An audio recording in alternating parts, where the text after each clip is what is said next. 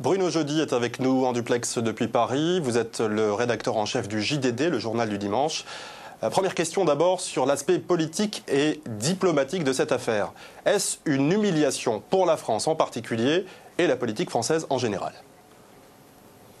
Oui, c'est sans doute une humiliation pour le Parti socialiste, pour le FMI et également pour la France, compte tenu de l'importance de Dominique Strauss-Kahn, qui était encore l'un des personnages les plus puissants il y a 48 heures, il y a 72 heures, et qui aujourd'hui dort en prison. Alors Bruno Jeudi, le moins qu'on puisse dire, c'est que les médias américains, dans leur plus grande majorité, n'y sont pas allés avec le dos de la cuillère, avec Dominique Strauss-Kahn.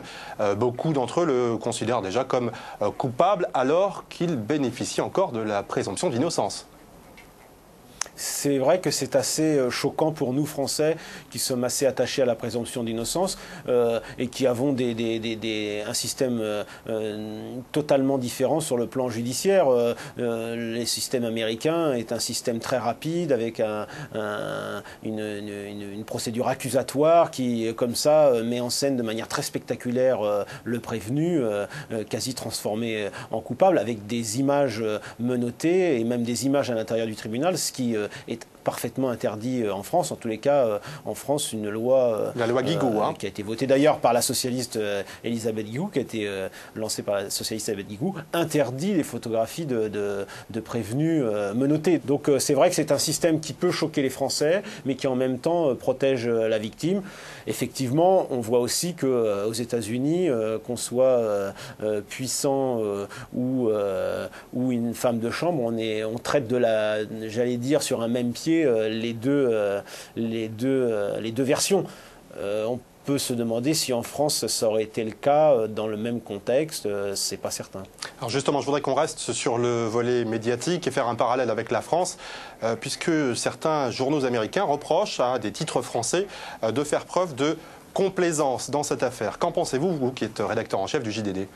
Je crois qu'il y a une partie de la presse aussi qui était sous le coup de la sidération et se disait c'est absolument incroyable que Dominique Strauss-Kahn, qui à quelques mois de la présidentielle, ait pu faire une chose pareille.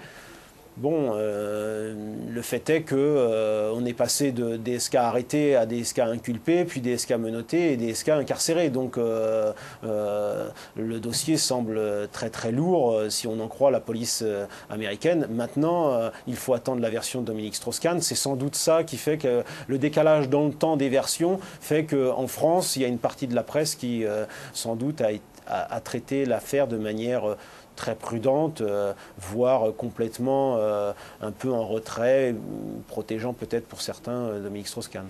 Merci Bruno Jeudi d'avoir répondu aux questions d'Euronews. Je rappelle que vous êtes le rédacteur en chef du JDD, le journal du dimanche à Paris. Merci beaucoup.